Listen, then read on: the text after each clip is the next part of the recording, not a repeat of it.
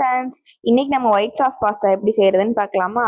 அதுக்கு first பேன்ல 2 table spoon எண்ணெய் விட்டுக்கோங்க. அதுக்கப்புறம் ஃபைனா சாப் பண்ண பூண்டு கொஞ்சம் சேர்த்துக்கோங்க. பூண்டு நல்லா கோல்டன் ப்ரௌன் ஆகிற வரைக்கும் வதக்குங்க. பூண்டு இந்த அளவுக்கு கோல்டன் ப்ரௌன் ஆனோடனே நான் இன்னைக்கு மஷ்ரூம் எடுத்து வச்சிருக்கேன். மஷ்ரூமை சேர்த்துக்கோங்க. நல்லா மஷ்ரூமை சாட்டே பண்ணதுக்கு அப்புறம் அதுக்கு தேவையான அளவு உப்பு சேர்த்துக்கோங்க. உங்களுக்கு வெஜிடபிள்ஸ் காரமா இருக்கணும் அப்படின்னா இந்த ஸ்டேஜ்ல ஒரு டேபிள் ஸ்பூன் பெப்பர் சேர்த்துக்கோங்க.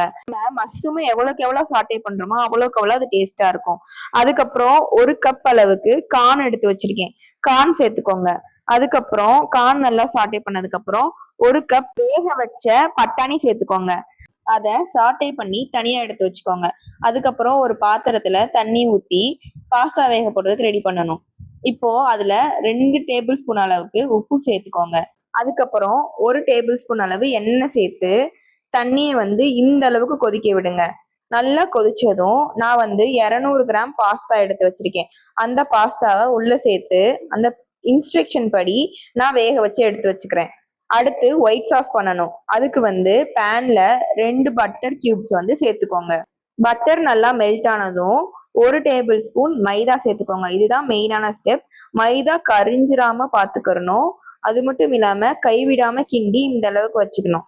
அப்புறம் நான் 500 ml மில்க் எடுத்து வச்சிருக்கேன்.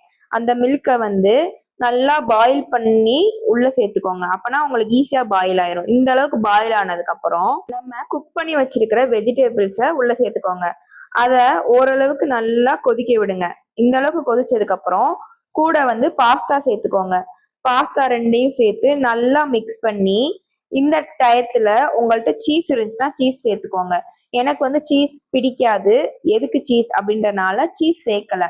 இந்த டயத்துல நீங்க சீஸ் சேர்த்தீங்கன்னா நம்ம கடையில வாங்குற ஒயிட் சாஸ் பாஸ்தா மாதிரியே வரும்.